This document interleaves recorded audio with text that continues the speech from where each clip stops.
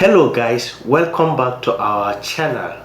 In our previous video, we discussed some of the tools you need to start building your own electronics project. In this video, we are going to demonstrate how you'll make use of breadboard to construct an electronic circuit. Let me start by explaining the layout of a breadboard and how you can place your component on it. Before I demonstrate how you can use breadboard to construct an electronic circuit, let me briefly explain the layout of a breadboard. A breadboard basically consists of a set of holes arranged in rows and columns. This is rows, this is your column. All the holes on a row are electrically connected. So let me explain what I mean by that. So all the holes on a row are electrically connected, which means there is electrical connection between this hole with this hole and this hole and this hole and this hole. So they are all electrically connected. All the holes that falls under a column are electrically isolated, which means there is no electrical connection between these holes. They are actually individual. So all the holes under a column are electrically isolated. So that's how a breadboard is. So if this is the first time you are using a breadboard, you can see another set of columns at the extreme end, two ends, this one and this one. So it is recommended that this set of columns, you use them for power rail.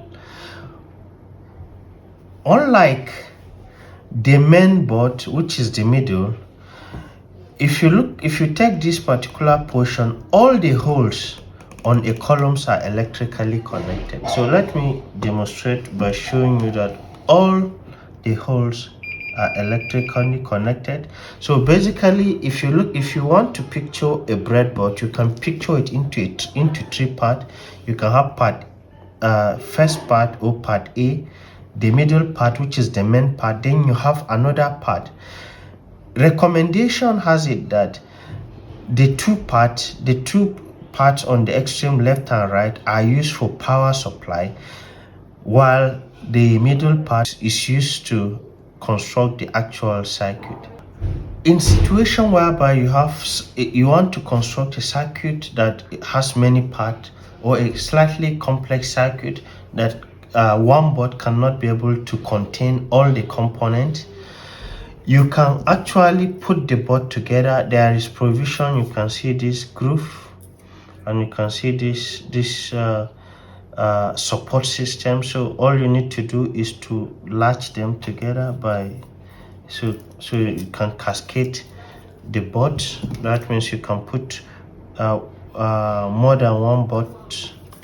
You can cascade as many boards as possible.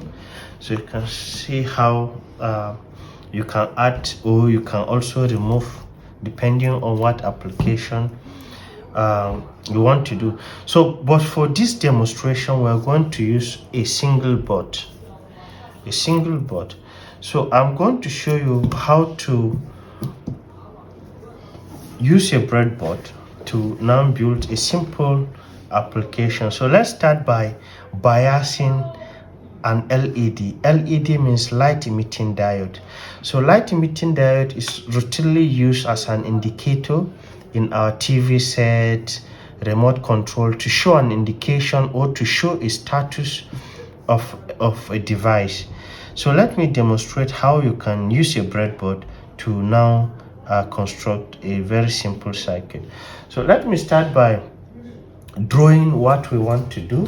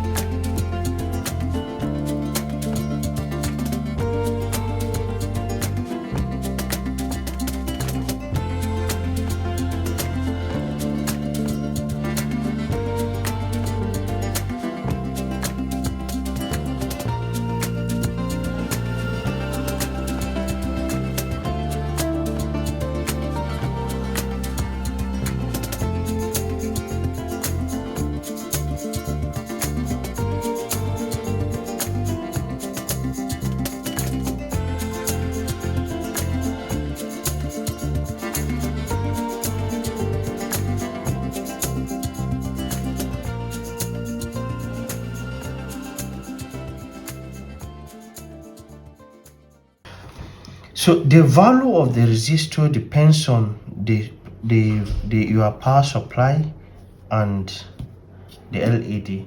So that's what determines the value of your resistor. So let me start by, remember that we say all rows are they are electrically connected on the main board. So all rows are electrically connected. So we can place the diode this way because it's like shunting. So in order to bias this diode, we need to place the diode this way. By placing the diode this way, you can see that this terminal and this terminal are electrically isolated, which means there is no direct connection between this. There is no connection between this LED and this LED. Then the second thing that we need to place is to place our resistor.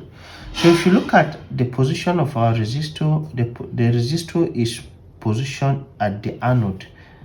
This is the cathode of the diode. So from the anode, so I show you how to place an LED or a component. So let me show you how you can identify the cathode and anode of an LED. So if you look at this LED, you'll notice two things.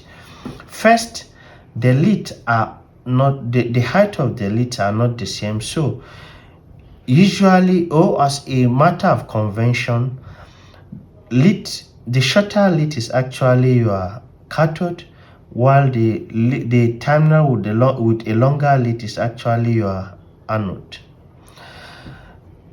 Another way to differentiate between anode and cathode is the inside. If you look at the cathode, you will see that the surface area is slightly bigger than that of the anode. So you can also identify it by looking at the configuration inside. So if you look at it this way, you can see that the surface area or the lead from inside is bigger than the. Another way to identify it is that you can use your meter to actually verify or to see which one is cathode, which one is anode. So as I explained, the terminal with a longer lead is usually your anode. So you can put the positive terminal of your meter on the anode, then the negative on the cathode. So you can see it's lit. It's lighting up, so you can see the light. So this actually confirms how you can identify which terminal is cathode, which terminal is anode using LED. So having identified this is our anode while this is our cathode, so we can put it back into the breadboard. So you can decide, depending on how you want it, you can decide to spread or give a distance between the two, but you can still decide to, in as much as they are not on the same row, is fine. So the second component to place following this diagram is our resistor is connected to the anode of the LED. So we identify this is our anode. So we already established that all the holes on the same row are electrically connected. So it